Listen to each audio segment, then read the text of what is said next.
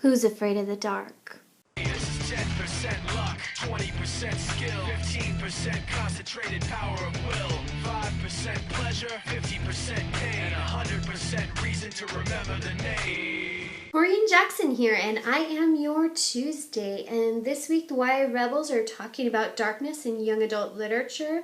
And lately, it does seem that editorials condemning YA lit are popping up every other week. Way Death to dark way, death to dark way. Wait, your sign says YA saves.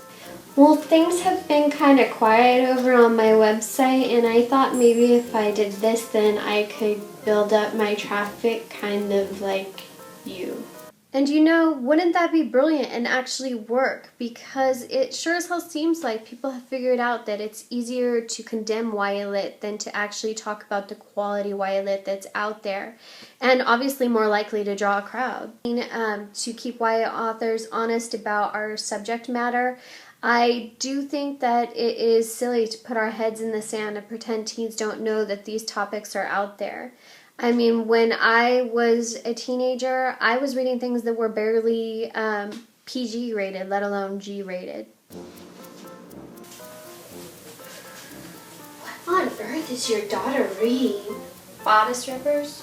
Whatever. Aren't you worried about that smut corrupting her? At least she's reading. Mom, shh, I'm at a good part. Is she talking about sex?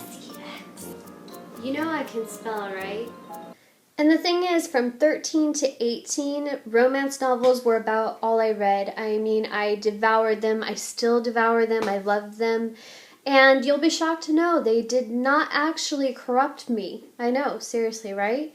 I was actually a borderline nun through high school, despite my poor taste in literature, as some of the censors would have you believe.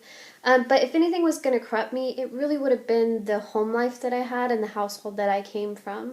And alcohol and drug issues, I hate all these people who want to protect their kids, but they were things that I knew about even before I was a teen, and they affected my family, and they informed my youth in a major way because I had family members that were alcoholics and drug addicts. And the novels that were deemed appropriate for young adults, they didn't interest me. Sue me, but I didn't identify with Nancy Drew. What can I say?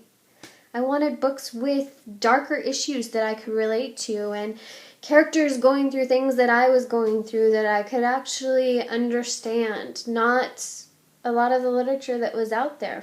And I am so thankful that my mom did not censor my reading habits. I mean, we would go to the bookstore and the woman would buy me 20 romance novels at a time, and she would get the worst judging looks from these women who just thought it was completely inappropriate for a girl my age to be reading those books that they considered smut. And my mom didn't care. You know, she thought that I was mature enough to handle the subject matter. And I think we should trust our teens to self-censor. I think that they know what they can handle and what they can't handle, and they're going to pick their subject matter accordingly. And I think that we should offer them a little bit of trust and a little bit of respect. And in place of that, if you don't want them to read a book, don't put it on the censored list. Because I'm saying, if it's on the censored list, they're going to read it. Teens like a challenge.